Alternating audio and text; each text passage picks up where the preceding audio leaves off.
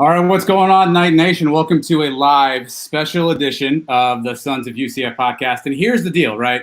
Today's a special day. It's a 20-year anniversary.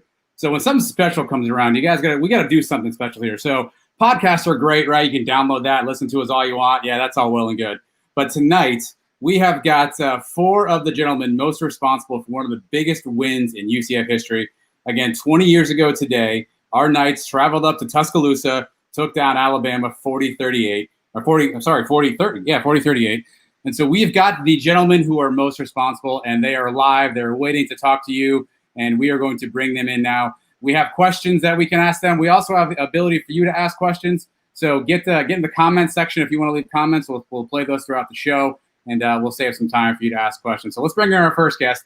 In that particular game, this guy had 8 catches, 102 yards, and 2 touchdowns, and he also lost a helmet, and he got back up from that. Ladies and gentlemen, Tyson Hinshaw. Tyson, thanks very much for joining us tonight. Hey, thanks for having me. Looking forward to it. The guy who threw those passes, he actually threw 2 other TDs, so 3 TDs on the day, 283 yards, 82 career touchdowns in his UCF career, by the way, and now a successful high school head coach. Quarterback Schneider is with us. Ron, thanks for joining us. Thank you for having me. I appreciate it. The last 3 points of that afternoon were scored by this gentleman. He also had 3 other field goals, 26, 27, and 27. And, of course, everybody will always remember that 37-yard of that sail to the uprights. Ladies and gentlemen, Javier Borlegui is with us. Javier, thanks for joining us. Thanks for having me. Howdy. And last but not least, the man roaming the sidelines with the brim hat and the offense that put up a ton of points. Head coach Mike Kruzek is with us as well. Coach Kruzek, thank you very much for joining us. Adam, thanks for having me. It's great to see these older guys now. Well, let's start there. When's the last time the 4 of you were all together? You guys all saw each other. Oh my gosh. Well, I've seen Tyson recently. Yeah. I haven't seen Ryan or Javier. It's been years. I years. can't remember last time I've seen either one of them. They just disappeared. I follow Ryan. He's killing everybody in Cocoa. But Well, it's because of the offense he taught me. We're running the same I need to get that offense back. We are starting off on a good foot. So I'll take this to everybody first. Tyson, you can go first on this one. Can you believe it's been 20 years already? Does it feel like it's been 20 years since that game? It definitely doesn't feel like it's been 20 years. In fact, I was talking to some folks today about it, and maybe 5 years or 10 years, but 20 just, like Coach said, makes me feel awful old first. And I can remember it like it was yesterday. So, maybe that's part of it is, you think about that game a lot. I think about that season a lot, but that game in particular, definitely doesn't seem like it's 20 years ago. That's for sure. Ryan, how about you? I know you get hit in the head a lot, but does it feel like 20 years? No, not at all. It's funny when I was reading about it, that it's been 20 years. I was like, oh my God, where did time go? Yeah. But my body feels like it's been 20 years. But just like Tyson said, I can remember the exact plays, the things we did, the actual play calls, and it's funny today. Someone posted the final drive on social media, and I watched that, and I was play by play. All right, I'm throwing the hitch here, I'm throwing the quick out here, and then I'm hitting Tyson on the post, and there it was. Javier, how about you? You obviously your picture is one of the most legacy moments in regards of UCF football, and particularly in this game. But does it feel like 20 years has passed since that magical field goal went in? It does not at all. Just like they said too. I mean, every time someone maybe posts the game or posts the kick or something, everything comes back for that game. I remember it vividly, like just Tyson and Ryan were talking about. It's just wild. It's been exactly 20 years today, so it's shock. I'm not used to it. And Coach, I know for you coached in a lot of games. Is this one more special? And can you believe it's been 20 years since that special game? Not really. Since that time, obviously, I've been at different levels coaching, but obviously that's the greatest memory I'll ever have gone through in my coaching career. Going through preparation for that week and the way these guys played during the game for 60 minutes it's something that I'll always remember. So it doesn't seem like it's 20 years. Time goes by really quickly, and but it's moments like that you cherish in your life. Guys, Adam and I were students at the time. I remember before the season started, we looked at the schedule and we picked out a couple games here and there. You know, we got Georgia Tech open the year. We got Virginia Tech. They had just played the national championship game the year before. We got them. And we had Alabama, who was number 3 coming into the season. We circled it on the calendar. How did you guys approach? How excited were you about this game? Did everybody circle this game on the calendar before the season started? Oh yeah, I'll start with that. I can tell you, I think, Coach Sloan was the one that got it on the schedule because I think his relationship with Alabama, and I think it was about 3 years early we knew we were going to have that game. In fact, I had a good friend of mine that I told. I said, "Look, we're playing Alabama." I said, "I'm going to be playing in that game." Maybe it was even 4 years. I was a redshirt freshman, and he said, "If you're playing in that game, I'll be there." And sure enough, he drove up and was at that game. And I can tell you, we all of the games were important and all of the games were big, but this is one that we definitely had circled years ahead of time that this was going to be a special event, no matter what. Just the history of that place and that stadium, it was going to be a special moment, and turned out it was a lifelong special moment, really. We weren't even in a conference back then, so getting the SEC schools, everybody knew coming into the season that was going to be the big one. Coach, do you prepare your team any differently for a game like that, or you kind of take every week the same? Not really. I think preparation was the same. I'll go back some years. You want to talk about circling Alabama, but you go back with some of these guys were freshmen in '97. They may have redshirted, but you look at the way we started. I mean, you open up with the South Carolinas, the Nebraskas, and you play Auburn. I mean, we open up with Ole Miss and lose in overtime. So these guys were used to these SEC opponents. The senior class was. And so our preparation was the same. It never changes regardless of who we play. It's just whether the team wants to step up and play up a level or they're not going to play down a level against the opponent that we happen to be playing. And the 2000 year was a good year. We won some games that were close that we should have blown people out, and we were in games where we're playing above our head and played very well. Obviously, this game being one of them. I want to make a comment on the preparation part because it didn't matter what game we were playing or who we were playing up against. Coach Cruz had us ready every single game, and without a doubt, we thought we could win every game we went into. And, some people would call us crazy, but we had phenomenal game plans. We mentally were prepared. Now, we didn't always execute the best, right? I mean, we obviously didn't in many of those times. And, I think this game specifically, we had a moment before that last drive. We should have beat Georgia. Well, we should have won about 7 of those games Coach just mentioned. But the ones that really stick out to me was Georgia. We had beat. We got a questionable penalty in that game that hurt us at the end of that game.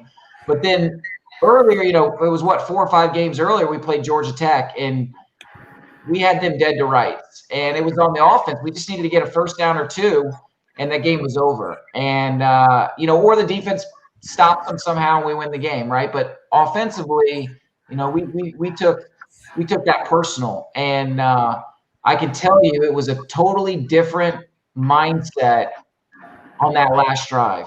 And that all goes to Cruz because he had us ready game in and game out. Ryan can tell you, nobody thought we could win some of these games except for us, and obviously the fans that were there and stuff. But we were always ready. I can promise you that. Yeah, Tyson hit the nail on the head on that. It's the atmosphere. It's hard to describe unless you're on the team. But every time we traveled, whatever hotel we stayed at, training for the week, from the coaching staff to the players, we believed 100% we were going to win that game, regardless of who we were playing. Every team should think that, but sometimes even like when you're supposed to be the underdog in that situation, we wanted it just that much more every time. And these guys gave it everything they got.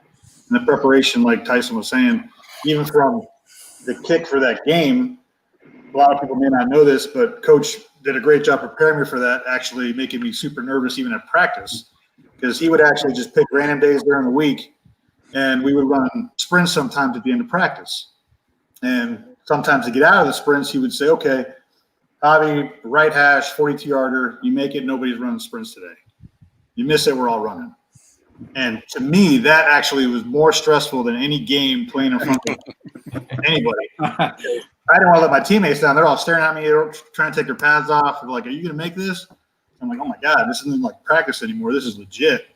But that stress, so with me, Mike Hedge, and Jimmy Frizzell going out there and doing that and getting that stress and getting that experience and getting that preparedness as much as you can and making that player as nervous and prepared for that potential situation for a big game opportunity, which eventually happened and made my mental capacity to be able to take that. So it was great.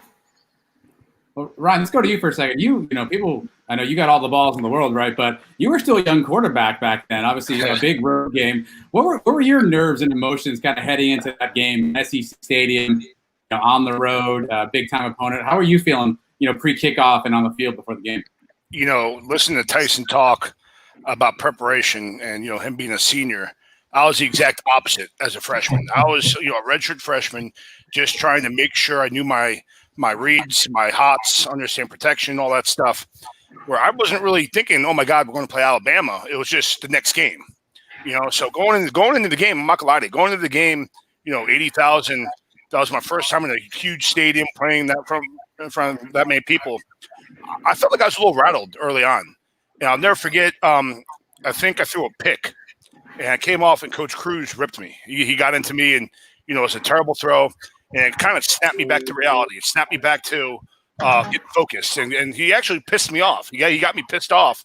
And that adrenaline rush kind of snapped me back into, getting sharp. And I remember we ran a bootleg play the next series. And I hit Mario Jackson an over route. And like when it happened, I was like, all right, we're back. It's normal.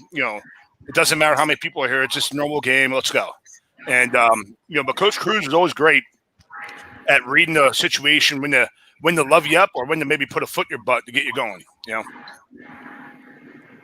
Well, Coach, let's go. We have a bunch of offensive guys on the show, so I'm sure the defensive guys are watching this going, what about me? But early in the game, McKibben comes up with a really big interception that, helps you really kind of jump out to an early lead. How big a play was that for your defense early on in that particular game? Well, anytime you can turn the ball over early in the game, especially in that environment, playing on the road in that stadium, I think it's huge, giving us the ball in the plus territory. And early on, we weren't a real dynamic run team. It was kind of running back by committee back then. We threw the ball effectively, but we started out running the football, and then Ryan hit Kenny Clark, I guess, for a short touchdown to put us up, and Javier had a field goal to put us up 10-0. So that was huge when you're talking about 80,000 homecoming in Alabama. So defense came up big the whole game. Andrew Zal was a very talented quarterback. He threw 4 picks in that game. Now, I'm going to say this. I don't understand why they didn't give it to that big running back the whole game. I don't get it, but I'm glad they didn't.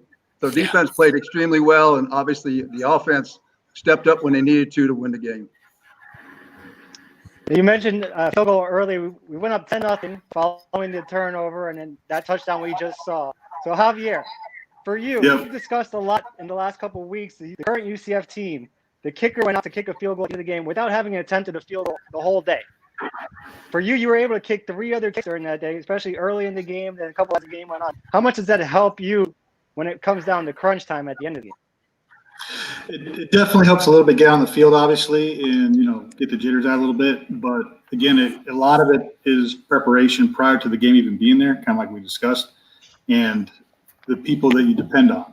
So I depend on my line, my holder, my snapper, and I had the utmost confidence that they were going to 100% every time they went out on that field, make my job easy, and they did.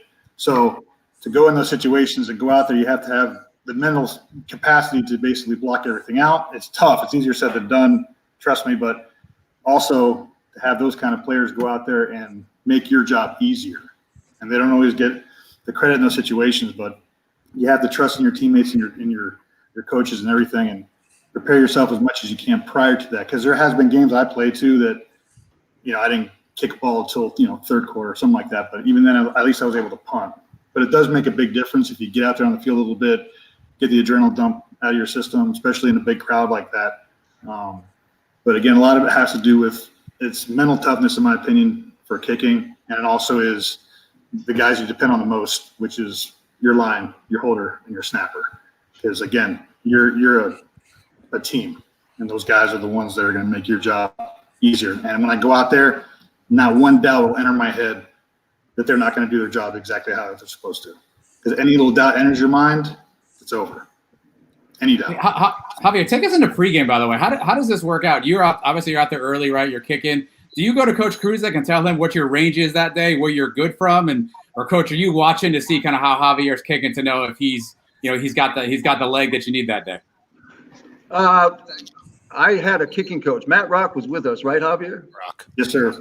Okay, so Coach Rock was with us, and he was an outstanding kicking coach. So he would let me know before the game what the kicker's range was, Javier's range was, and Javier was spot on the whole game. I mean, he had 8 kicks and he was 8 for 8, 4 extra points and 4 field goals. You can't ask any more of a kicker. And our whole operation, field goal wise, and Javier touched on it, from Mike Hedge to Jimmy Frizzell to Javier kicking the ball, protection. That's how you win games. We were in a lot of close games, and I thought our field goal operation did an outstanding job 95% of the season. So it's a tribute to the guys that take special teams important, because it is extremely important. Guys, this game was 100%. crazy, back and forth, a lot of big swings. After being up 10-0, they scored 24 unanswered points. I'll ask Tyson, you as a leader on this team, one of the older guys on the team, how do you keep everybody calm and make sure nobody's panicking when you see Alabama on a run like that? I like to say, well, you just do this or you do that. I mean, honestly, we were all kind of shocked because it was the way it happened so quickly. I mean, we had a fumble. The last score to go up to 24. I think if I remember right, there was a fumble and they scooped and scored. And then they kicked it. They kicked off, and then I think we bobbled the kickoff, and we were down on the 2-yard line, down 24-10. And as everyone's mentioned, it was homecoming. It was crazy, and we had kept the crowd out of the game most of the game because we were able to get up early. So we actually, so we're pinned back deep, and it's 2-yard line, and we can barely hear ourselves think at that point. And I like to say, you say this or you say that. I think we were just, hey, what's the next play? And we always would huddle on the sideline, and we broke and we went out. And at the time, we didn't know it was a TV timeout. And I'll never forget this moment because we're on the 2-yard line and we're out in formation. And I was out on the left side, and they're playing Sweet Home Alabama. We didn't re-huddle. We just stayed there and kind of waited for the TV timeout. And the DB in front of me is dancing, and he's like, Hinshaw's about to get ugly. And all I was thinking was, God, I really hope it doesn't get ugly. I remember that. I remember that moment, yeah. Because I was like, man, it could get ugly. I mean, look, they were an extremely talented team. And I can tell you physically, they were the best team we had played all year, and probably the best team we had played in the past couple of years, at least that I had played against. They were big, strong, fast, and it was almost getting out of hand. And I said, we got to do something. And I think we ran our favorite play run out. I think we ran 97 opposite. 77 switch. 77 switch at opposite. Yep. And we hit that. Tall L opposite, 77 switch. There you go. Yep. Very well. So we hit that, and next thing you know, we had 98 yards. And to me, that was the turning point in the game because we calmed down. It was like a 16-play drive, and everyone contributed across the board. Tight ends, receivers, running backs, and we drove down in a situation that typically teams don't respond to in that environment.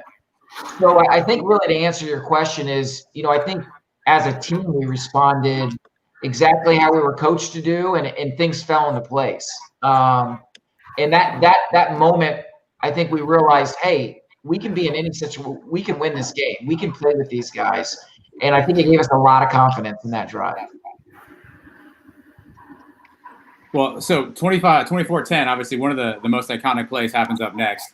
Ryan, you throw a dart to Tyson in the end zone for a touchdown. Obviously, it's one of those plays you see the highlights over and over and over again. Ryan, take us from your vantage point. What did you see on that play? What were you looking for on that play? Were you just kind of hoping Tyson would get open and you flung it to him? What were you looking at from the QB standpoint? It's the one where he gets his helmet knocked off.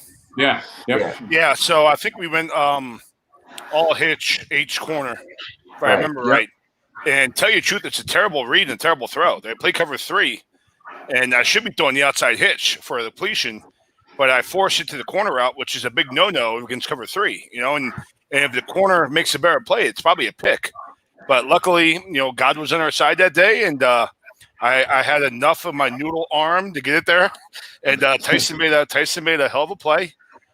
He's a tough guy who's fearless and didn't care about taking the hit.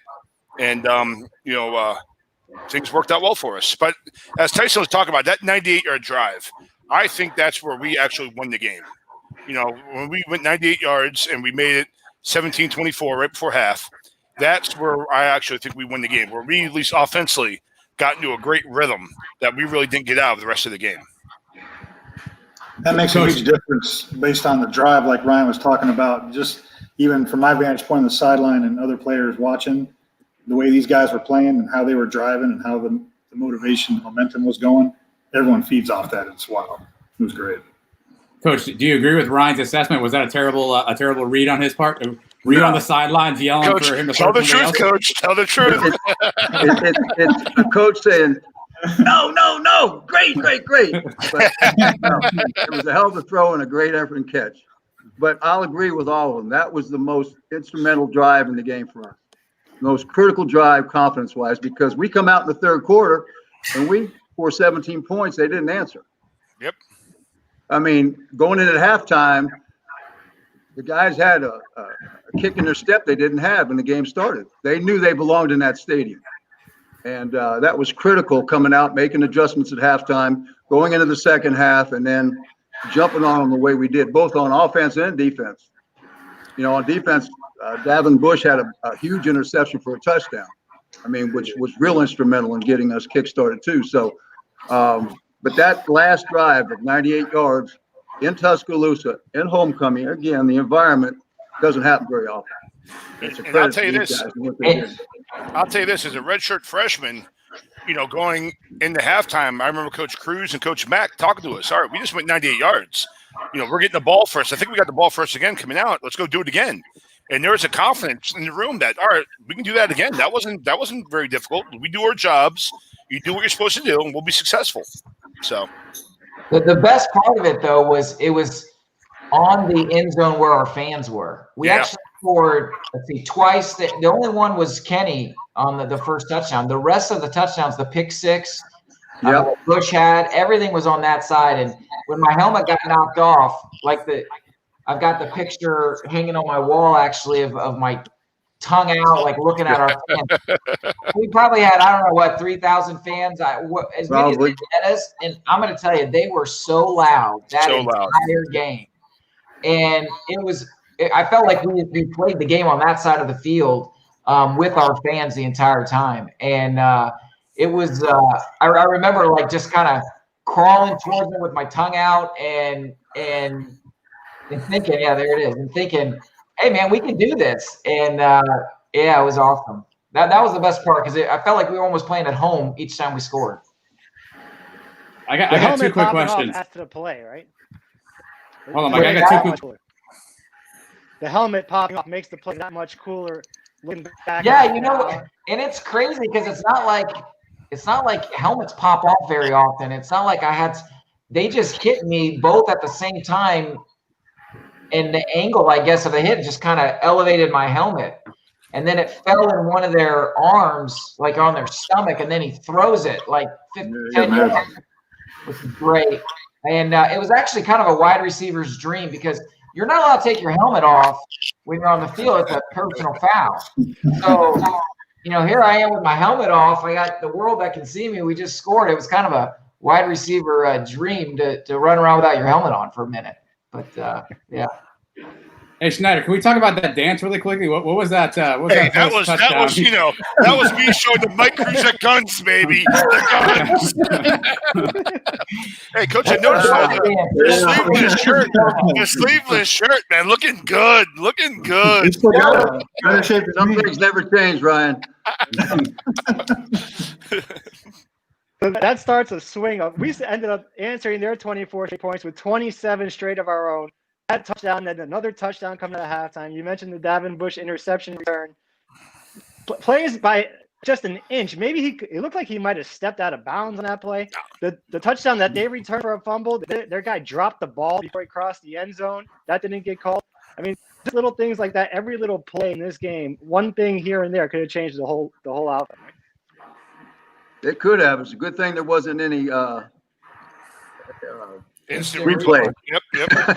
Yeah, the result might have been different. Who knows?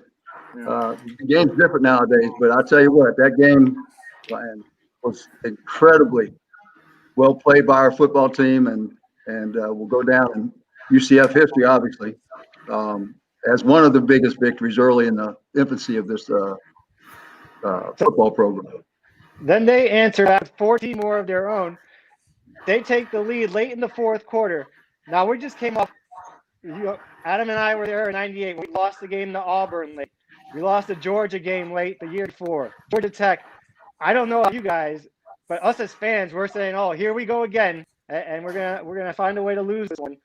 How do you guys stay confident in that game after just taking their punches and falling behind again so late in the game? Go ahead, Ryan. I mean, I think it started off in practice. You know, I forget what day it was. What day would it have been, Coach? Thursday practice where we did the 2-minute drill? Yes. So every Thursday we did the 2-minute drill against the starting defense, and we probably went 6 straight weeks of going down and scoring. So, you know, I remember, on the sideline with 2 minutes, 10 seconds left, whatever it was, just in the huddle and everyone being confident, all right, we've done this during practice for 6 straight weeks. You know, let's just do what we do, go out there and execute. You know, and there was a real confidence, I believe, with the team that we were going to go down and put Javier in the position to kick the game winner. And the funny thing was, I remember when we went down there and got him in position. There was no question he was going to make it. I knew he was going to make it. I was more worried about the damn kickoff coming after us making the tackle or something like that. That's what I was worried about. But you know, the confidence of going down there and handling the situation was all, you know, done in practice. It was done for weeks leading up to that situation. There was no panic in this situation, in this whole operation. These guys knew exactly what we were going to run. I tell you something about Ryan. He is so mentally tough, physically tough, and with great quarterback talent and great belief in himself and the players. And I had no question what he was going to do. Extremely accurate, knew where to go with the football, and nothing got to him, even as a redshirt freshman, which was so very impressive. As he started playing, getting into this game. I mean, he didn't start the season as the starter, and worked himself into this position and did an incredible job, 8 for 9, 7 for 8, whatever it was, to get us in position for Javier to knock that thing through from 37 yards. But a lot of it comes down to the quarterback being able to handle the pressure and get the ball to the guy that's going to make a play, and he did a great job during that drive. I knew we were in a good spot because Ryan didn't know any better. That's probably so. Yeah, Ryan was like, wait, what's score? What's happening? Yeah. And he just reacted. Now That's it. Let's look, Ryan. You know, the one thing Ryan always brought to the table is incredible competitiveness and calmness. And you know, talk about that 2-minute drills. You know, it's not like that was easy. We had a good defense. We had a really good defense, and they played great that day. You know, competing against them is really probably what helped us win that game, because we would compete against them every single week, and they were a heck of a team. And, you know, you met Asante, Devin, we had Tito. I mean, there were so many of them over there. And hey, we've done it in practice. Let's just go out and execute and drive it down the field. And, you know, the one that on that drive that he hit me on, I think I was probably the 3rd or 4th read on that, because I was lined up twins left running across Yeah. And Ryan sat in that pocket, and our O-line did an amazing job that drive. If you watch that drive, I don't think Ryan gets touched in that drive. And he's just sitting in there, and throws it almost like sidearm. And I catch it before I go out of bounds on the opposite side. So, it's not like it's Ryan playing catch with me. There's so many other things that have to happen to make that work, including us playing against our defense, including the O-line block, and including all the situation with the extra. Personally, I was more, when they called a timeout, I went over to Frizzell and I said, I'm not worried about Javi. I just don't want you to screw up the hole. Oh. No, I was never worried. I mean, that was literally the best operation. I mean, those guys were good. I don't think Mike Hedge, other than the very first snap of his career, ever missed another snap in his entire career. Mike, like I said earlier, he was solid. Jimmy was solid. I had so solid. Zero doubts that ball was going to be snapped perfect and put in the spot because of those two guys. And then the line making their blocks. And it's funny, if you watch that kick, if you guys see Chris Decker on the out there, every time I watch that kick, when that guy jumps, I can see him in my peripheral doing that. So I'm focused on the spot, but you can still see stuff in front of you. But I knew Decker didn't budge. Had Decker jumped back, not saying that would have affected me anyway, or could have been, or could have called it either way, because you know how refs are sometimes. But he was stone cold, ironclad, and he didn't flinch, didn't move. The entire line was like that. That's just kind of the reason why I tell people that. That's the mindset all these guys had. Ryan, Tyson, everybody was on that field. They were ready to win, man. It was great. Well, Javi, take us before that. So we see Ryan and Tyson on the field leading that drive. What are you doing on the sideline in that drive? Are you kicking the net? Are you just getting your leg warm? Are you watching what they're doing? What are you doing? I'm getting cursed out by at least 10,000 people probably. I mean, like, you're gonna be disgraced to your family type thing, or you're gonna miss. Everyone's gonna laugh at you. To pretty bad stuff, but you try to block it out. You just kick in the net, watch the field, get comfortable. Kick in the net again, talk to Mike. Jimmy's on the field actually playing most of the time. So Matt Rock, like Coach Cruz was saying, he was my anchor majority of those games, especially with big teams like that. He was so calm and cool. He'd come over and say, hey, man, just like practice, you know how to do it. A little right to left wind, grass is a little thick, just little things that I'm not thinking about. He reminds me of, and just his very calm demeanor helped me so much. So it's a little bit of that back and forth on the sideline. Coach, was there a distance, a yard that you wanted Ryan and the offense to get to where you felt comfortable that Javi would make it? Was there a goal that you had in mind? Well, obviously the closer the better, but I knew Javi had a great range, and it wasn't a whole lot of wind that day. Actually, it was a beautiful day. And, he'd already been 3 for 3. Obviously, those field goals were, 25, 27 yards in that area. Yeah, it was great. But we would have tried it from 50, obviously. I think he could have hit it from there that day because he was striking the ball well on kickoffs. He was hitting the extra points well. So I had great confidence in his ability to reach whatever distance we needed. So by the grace of the Lord, it was 37 yards, and he drilled it through, and the rest is history. Ryan, how about you? Were you aiming for a spot on the field, or were you just slinging that thing and hoping to get yards? I was just trying to do my job. Whatever the play call was, just trying to execute the play. And get Javi as close as we could. There's no specific spot we're trying to get to. We took over with 224 in the game? I thought it was less than that. I can't remember. I remember, I think we had maybe 0 timeouts, if I remember right. We didn't have any timeouts. Yeah, we just went right down the field, and we were good that we hit a couple of out routes, a couple of quick outs. Right. I think I hit Corey Baker on an option route that he was able to get out of bounds. But it was Davis caught a couple. Yep. Another big play on that drive is they were holding us all game, and they started playing man. And I was talking to the refs. I'm telling you, they're holding us.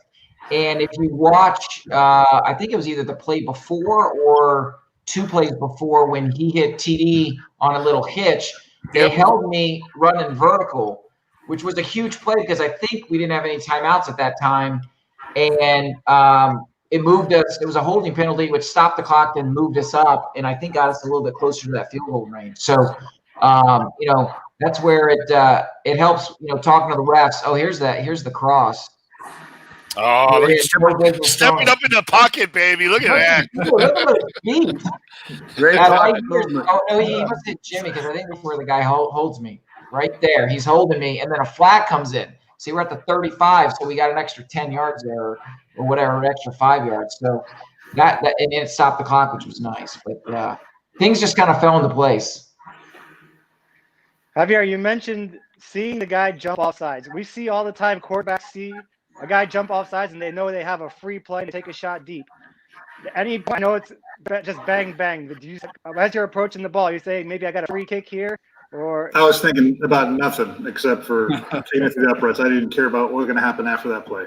That moment, I had to do what exactly I had to do. My mind was blank, which was the best I could get at that point. It's where you're supposed to be. Yep. Oh. I still can't understand why Decker didn't move, though. I mean, he's not looking at the ball. He's looking at the guy. It was great. And the guy moves. He has every right to move himself. I mean, he should be almost moving at that point. And they're right. If he moves, I think there's a flag, and we're moving back and having to kick it again. Agreed, and that's like what I said. If I saw Decker jump back, then that might have changed my mindset, like you just discussed about. It could enter my mind about, oh, now I know they're gonna throw a flag.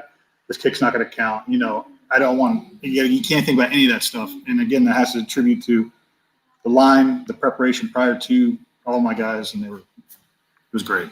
You did a great job. Now, and I also like that Javi wanted it really, really dramatic.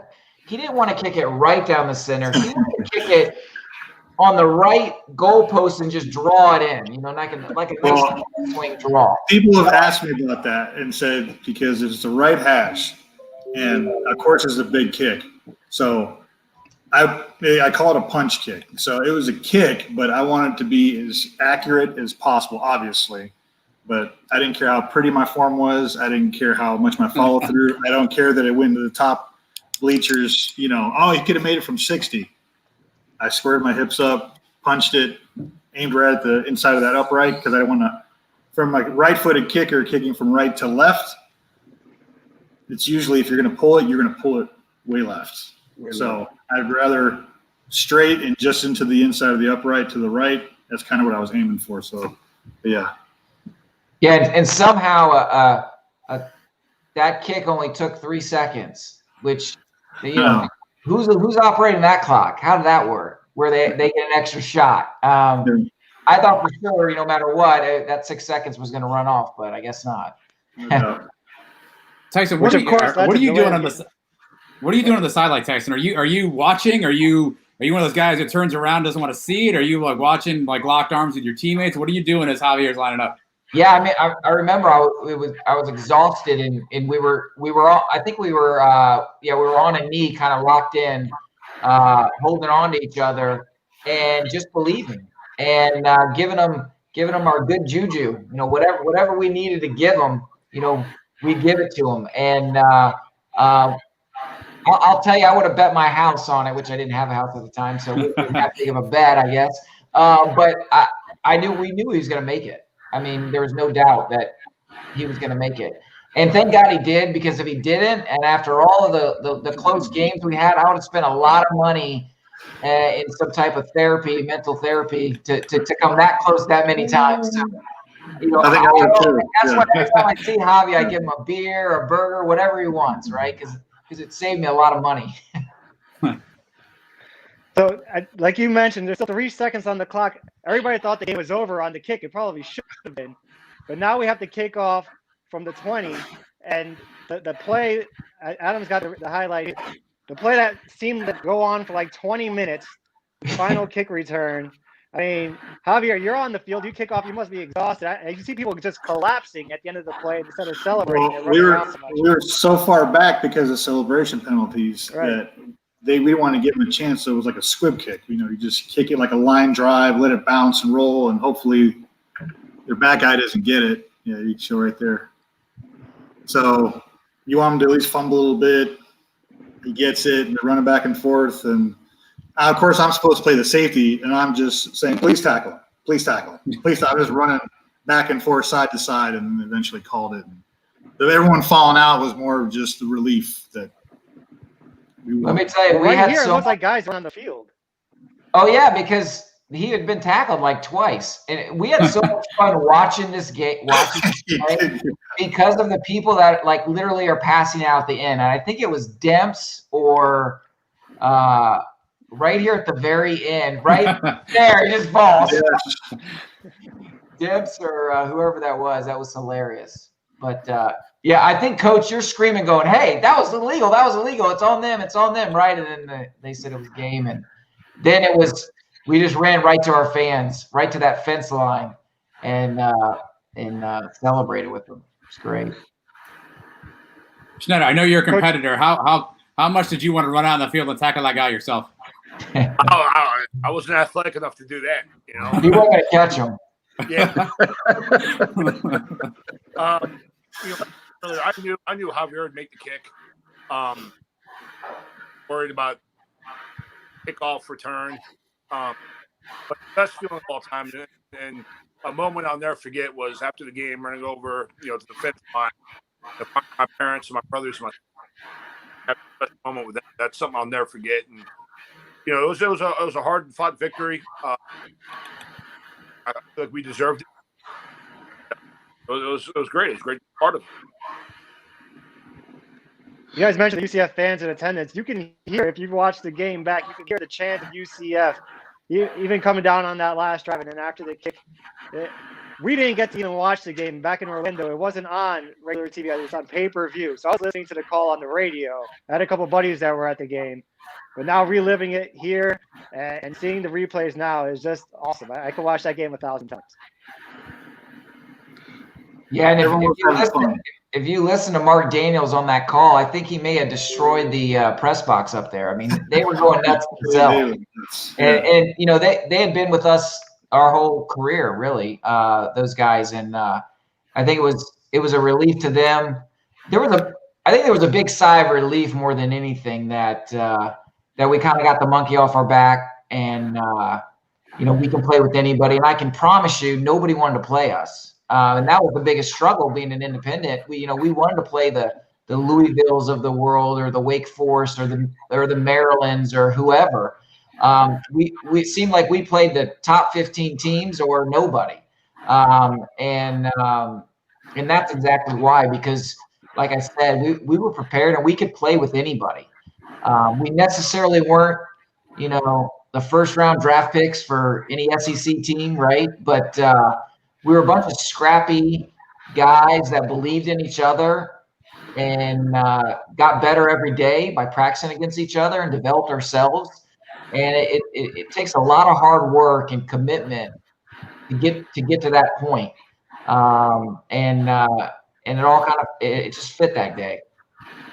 Coach, how about you? How did you feel? Or Tyson mentioned a sense of relief. Obviously, you've been with the program for such a long time. What were your emotions as you walked off the field that day?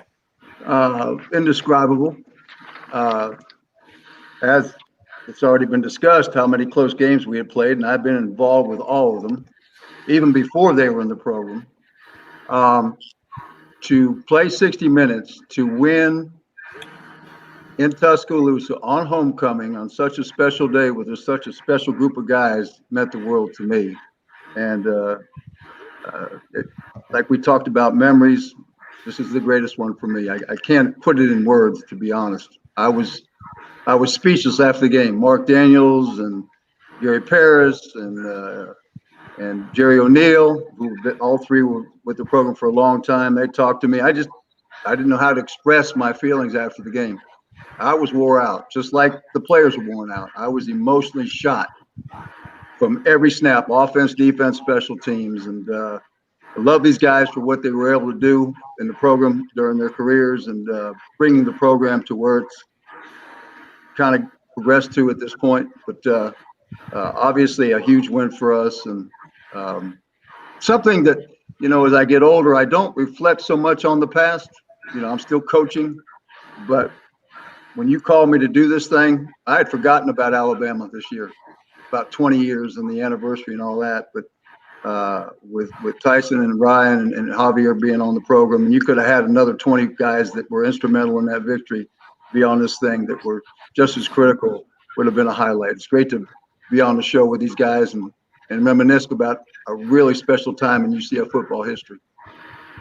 All right, now we got the serious stuff out of the way. Javier, take us to the party afterwards. What's the locker room like? What's the team playing like? You guys get back to Orlando. 20 years have passed. I know you're in law enforcement now. I think the statute of limitations has certainly gone away. What can you tell us about the after parties? I don't know about that. Well, like Tyson touched earlier, and so did Ryan, they played Sweet Home Alabama relentlessly in that stadium. I mean, warm-ups, halftime, TV timeouts. It was great. So we went to, a bunch of us did a little place called Howl at the Moon, different places like that, and we were just feeding him all night, the piano guys playing Sweet Home Alabama, and we were singing it all night.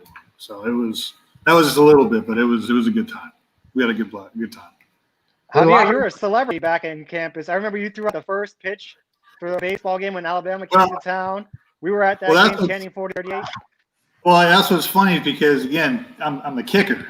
So, again, and I'm a big kicker, but I wasn't like, I didn't walk around campus. No one knew that I played football, which was fine. And then after that game, people were like, hey, you kicker, right? I'm like, what?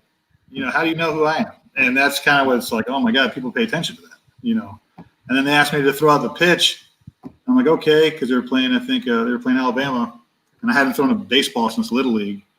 And they went out there, and I forget who the catcher was. I think it was last time it was Frost. And he goes out there, and I knew him. And he thought it'd be fun. He gets behind the plate and gets down like super low, like strike zone tiny.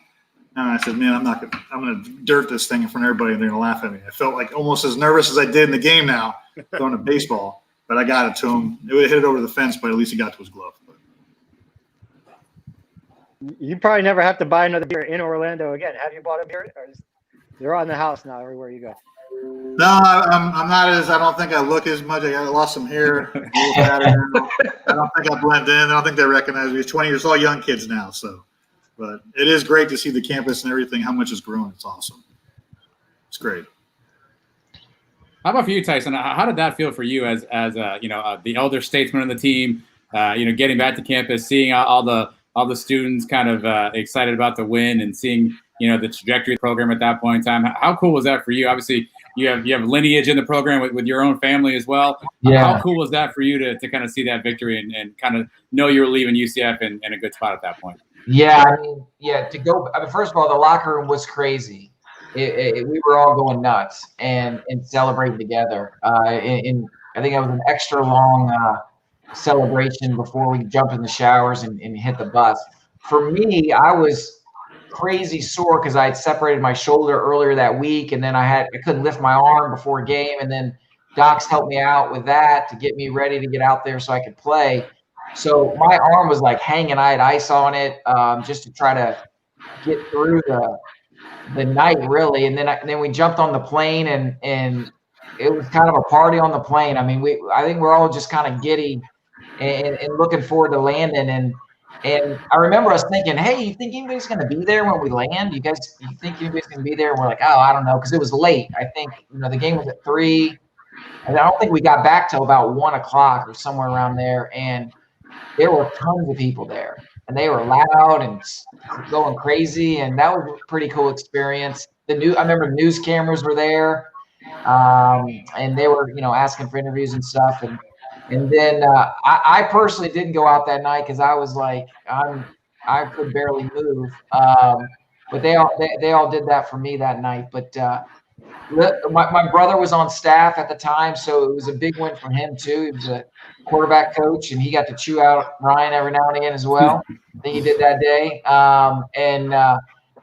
I do remember at one point when we were celebrating, I turned, and he had come down from the box because he was always up in the box, and I think he hit me harder than any guy hit me that day. I mean, he was just beating me up, and I'm on the ground because he's shaking me. So he was so happy. So, when I made the comment, it was a relief.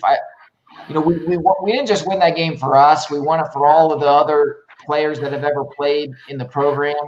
We won it for the fans. Our fans have been phenomenal, all the way back to we were 1AA and my brother was playing. Our fans are some of the best fans out there. So it was great to enjoy it with them, and then come home and enjoy it. And Even on campus, yeah, it was. I mean, it was kind of like what everybody was talking about. But for us, it was like, okay, we got to get on to the next game. We basically get a night to have some fun, and then we're practicing the next morning. We're running, trying to get some of that soreness out on Sunday morning. But yeah, it was a pretty crazy plane ride and pretty crazy plane landing for sure. But I'll take that any day. That pain, it was worth it. Well, we've got a bunch of questions that have come in, so I'm going to put some of these on the screen. This one's for you, for Javier. Nelson wants to know, are you still in touch with Hedge and Frizzell? Were you guys able to go to the Peach Bowl together? Actually, I saw Mike recently. We've another Mike Holzman, and Paige Sessoms, and a couple other guys that were, different years there when I was there. They actually put it on like a Zoom chat. Tyson's been in, and a couple other guys. So they do it like Malden's in it, a bunch of guys, and every like Thursday or so, I believe they still do it, but I've been working every night. They do like a group chat, and everyone kind of retouches and says how they are in their life and current, situations. And I got to talk to Mike recently a little bit. I haven't seen Jimmy in a long time, actually. Frizzell I haven't talked to. So, and no, we haven't we didn't go to the Peach Bowl. No. I wish we did. Tyson, I guess this one's for you, Tyson. Carson wants to know, how excited were you when you got your helmet knocked off? Carson, he's literally asking me questions. I don't know if I was excited about my helmet getting knocked off, seeing how I could bust my head open, right? But obviously with the play, I was excited. It worked out. So, like Ryan said, it was a flag route. And I remember coming out of the cut, I looked and I'm thinking, well, he's not going to throw it to me. The corner's sitting right there. And nor am I going to keep running to the flag because the guy's standing there. And I kind of turned around and, Ryan and I did that a lot throughout the years. I came there as a quarterback. So, I kind of felt like I thought like a quarterback when I played receiver. And I'm thinking, well, I'm just going to turn around here. And if he throws it to me, it may work out. And, sometimes I guess we had that ESP or whatever, and it worked out. But it's time for him to get to bed. That's what I would say. Ryan, this one's not really a question, but more of a comment for you. Captain Veg, I think, if I say that right, said you always seem cool and collected. Where did that come from for you? How did you, I guess, get that cool and collected demeanor? Coach, you think I was cool and collected? I think I was more fire and brimstone than anything. Well, Ryan, you were a very passionate football player. Yeah. But on the field, everybody's impression was cool and collected. That's the way you played the game. I know who you were as a football player. I know how important the game was. Like I said, mentally tough, physically tough, with great quarterback skills that had a passion to win and believed in himself. But very poised and played the game at a very high level. But cool and collected, yeah, I would use that as a part of defining you, yeah. I think where that came from would be the way we practice too. We took practice serious. It became muscle memory, and when it becomes muscle for a quarter, you're going to be successful, It was off of the coaches, off of the players too. Tyson routes hard. The lineman blocking well, and that he's got to a good rhythm, and that's where that confidence came from. Ryan was a great trash talker too. Don't kid yourself. That guy was not afraid to talk a little trash. And Ryan always looked like he was having a good time regardless of situation on the field. That's and true. I think a lot of guys fed off that. Yeah. Never backed down from anybody. It didn't matter who it was. His ability to just sit in the pocket and take a hit and just bounce right back. Like, I think that's kind of where the cool and collected thing is coming from. Well, Coach, you know your strengths, and I wasn't going to outrun anyone, so I figured I might as well. Coach, I hate to do this to you, but we're getting a lot of these in the chat, and I think this guy maybe has the right to ask you this question. This comes from Paige Sessoms. Who's got the biggest bite? Paige Sessoms. It's not even close. Paige Sessoms. Oh my gosh. And kind of an offshoot of that question here. Hold on, let me see if I can find it. We got a lot of suns out, guns out here. Paige is he's loving your cutoff sleeves there. Somebody wants to know, Coach, if you're willing to flex for the camera. I'm not sure if that's something you're into right now, but we're getting a few. I don't know. Oh, Coach, let's see those guns, Coach. Let's see them. I'll show you my left. Yeah, there you go. Look at that. Better than my left. Yeah. I am 30 pounds lighter than when I coach these guys. I'm 180 pounds. I'm 100 pounds heavier, so. There you go. Me too. Ryan, we got to have a conversation. You're going the wrong way, bro. That's going the wrong way. Holzman's saying that Cruz had bigger legs, though. Oh, I think that I got him on the legs. yeah. So. All right, this is for anybody I know Coach and Ryan, you guys are both coaching football in the area. So maybe Tyson, Javier, if you guys want to take this one. How much are you guys following UCF football these days? I actually follow it very closely. A bunch of guys I work with, too, are big UCF fans, and I'm always kind of paying attention to what's going on. I'm not able to make, obviously, a bunch of games just based on my schedule. I have 2 kids actively in competitive sports, which is great. That's my job. But I am always paying attention to what UCF's doing. And I love watching the progression of, like Coach Cruz said, and Tyson, scrappy guys to kind of where they've developed and how the program's gotten to where it's at. And we all, I think, have a sense of pride in that we took part in a little piece of that to where it is today. And it's great to watch them continue to progress as a team. So I'm always paying attention. Yeah, same here. I don't get to as many games as I'd like. My kids play Pop Warner football. I've got one now in high school playing football. But so Saturdays, my Saturdays get caught up in that usually because I'm coaching them. So which is a ton of fun. In fact, we won the national championship last year for the Pee Wee team, which was cool last year. But yeah, I mean, no doubt we follow them, and like they said, I think some of them don't realize how good they've got it. Like our old Wayne Dench and what we had versus what they have. I mean, it's not even close. And I think and I'm sure they probably think what they have isn't as nice as somebody else or whatever. But I can tell you, I'll never forget when we played Georgia. Terry, one of our equipment managers, old Terry, remember Terry? So Terry told us that our annual equipment budget was the same as Georgia's weekly budget. So, I mean, that's like what we were up against. So, they'd get gloves and different helmets and this. We got one helmet, we got a pair of practice shoes and a pair of game shoes, and figure it out. And I mean, it was a significant disadvantage that we were in almost every time. But where they're at now in the facilities and on campus stadium, I mean, it's just awesome, and it's cool for us because we were a part of it, right? That built it, and it's fun to watch them, and I love seeing them throw it around like that. It's awesome. Tyson did remind me of one story about the equipment, and it has to do with Alabama. I had one kickoff tee, and it was a soccer-style kickoff tee. It's a black block with a little hole in it, okay? And there's a toe tee, which is, orange tee with 2 big spikes that you cannot kick soccer-style. Well, that tee, my kickoff tee was not packed for that game.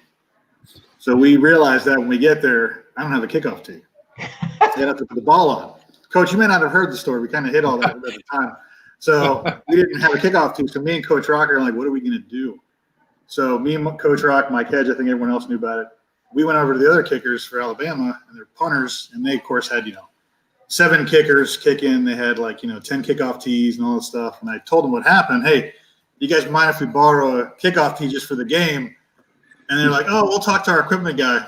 He comes over with the orange toe tee with the big joint spikes on it. I'm like, I can't use that. So they leave, and they're done warming up, and all their kickoff tees are still out on the field because I guess someone else picks them up. And nonchalant walked out there, took a knee like I was stretching, put one of the kickoff tees in my helmet, and I used that the rest of the game. So there you go. I took it back home with me. So I don't have the statute of limitation in Alabama. I had no clue about that, they may. at all. Yeah. Very resourceful on your part and Coach Rock. Absolutely. Yeah. Absolutely. You got to do what you got to do. That's right. Fantastic. Coach, did you know that story? What was that? Coach, did you know that story, or is that the first time you heard that? That's the first time I've heard that. They don't share that kind of information until after. So, 20 years later, they had to wait. thinking, 20 years later, what the heck? So, ended up winning the game. Awesome. You Listen, you talk guys about have been. following the UCF program. Tyson's talked about it. Javier. I follow it every week. I read about them every day, and I'm elated about the success and the progress this program's made over the last 20 years. It's been remarkable. Everybody's jumped in and pitched in financially for this thing, and the sky's the limit. You know, I had an opportunity to be a part of this thing from '85 to 2003. And I think I shared G. McDowell's vision way back then that this thing could be real special. Tyson talked about facilities back in the day as compared to who we played. We just recruited guys that wanted to play football, that had a passion to play it, like Tyson, like Brian, like Javier. That was the team. Didn't matter about the facilities. But with that being said, since that point, I can't be more proud of what they've done in the past, and I think it's going to be unbelievable in the future for UCF football. So I'm real excited to see what happens down the road. Absolutely. Well, Coach, that's probably the perfect way to end our conversation tonight. I'll get us out of here. We'll watch the game we kick again as we go. But first off, I can't thank you guys enough for taking some time out of your evening to take us back to memory lane 20 years ago and one of the biggest victories in UCF history. So honored that you guys would share this time with us, and I know the fans are going crazy and all the comments and stuff. So we definitely appreciate you taking some time. Thank you for all you all have done for Night Nation and for representing UCF in the most positive light. And I know we'll hope the best for you guys all the run down the road too. So we appreciate you guys for joining us tonight on the show. Thank you for having me. Thank you, Adam. Appreciate it. Thanks for having me. Thank you, guys. This was the game